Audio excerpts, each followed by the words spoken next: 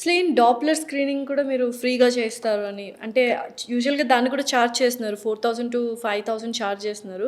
What is the reason ఫ్రీగా చేయడానికి? So first ఏంటంటే అది ఒక లాజిస్టికల్ ప్రాబ్లం ఉండిందండి నాకు ఫస్ట్. ఏంటంటే ఈ వారికోస్ వెయిన్స్ అనేది నిల్చుంటే వచ్చే సమస్య. అవును. సో నిల్చుంటే వచ్చే సమస్య నిల్చొనే స్కానింగ్ చేయాలి. హ్మ్. సో మీరు పడుకోబెట్టి స్కానింగ్. సో చాలామంది ఏంటంటే పేషెంట్స్ రిపోర్ట్స్ పట్టుకొని వచ్చేవాళ్ళు. ఏమైందంటే నేను కాలు చూశానండి, పలానా డాక్టర్కి వెళ్ళాం, ఆయన ఏమో స్కానింగ్కి ఇంకో దగ్గర పంపించారు, అక్కడేమో స్కానింగ్లో వెరికోస్ లేవని చెప్పారు. పేషెంట్ చూస్తే నరాలు ఉబ్బి కనబడుతున్నాయి బయటికి. నరాలు ఉబ్బి కనబడితే స్కానర్ నార్మల్ ఉంటుంది అని అప్పుడు నాకు డౌట్ వచ్చి అడిగా, మీరు ఏంటంటే పడుకోబెట్టి చేశారంటే ఆ డాక్టర్కి టైం ఉండదు కదా ఇవన్నీ చేయడానికి. సో వీళ్ళందరికీ నేను మళ్ళీ రిపీట్ రాసేవాడిని, నిల్చొని చేసుకురాపో అని. కొంతమందికి నేను కాస్త చారిటబుల్ పాయింట్ ఆఫ్ వ్యూతో నేను స్కాన్ చేయడం మొదలెట్టాను. ఓకే. మొదలెడితే బయట వచ్చే రిపోర్ట్లు 90% తప్పండి.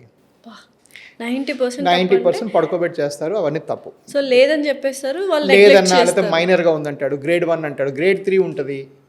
లేదా కాలు నల్లగా అయిపోయిన సిమ్టమ్స్ క్లియర్ కనబడుతున్నాయి మనకి, అది ఎలా కరెక్ట్ అవుతుంది రిపోర్ట్. ఎనీవే, సో ఇవన్నిటిని కౌంటర్ చేయడానికి మళ్ళీ బ్యాక్ అండ్ ఫోర్త్ ఎందుకని కొంతమంది ఫ్రీగా చేయడం స్టార్ట్ చేశాను. దాని తర్వాత నా అండర్స్టాండింగ్ ఇంప్రూవ్ అయింది. నాకు అసలు ఈ పేషెంట్కి ఎలాగ లెఫ్ట్కి వెళ్తుందా రైట్కి వెళ్తుందా అది ఒక రోడ్ మ్యాప్ అయిపోతుంది. కరెక్ట్. సర్జరీ చేసే రోజు నాకు చాలా ఈజీ అయిపోతుంది. రెండోది పేషెంట్ హ్యాపీ అయిపోయారు. ఇప్పుడు 24 సెంటర్స్ ఆల్ ఓవర్ ఇండియా, అన్నిట్లో మీకు స్కాన్ ఫ్రీ.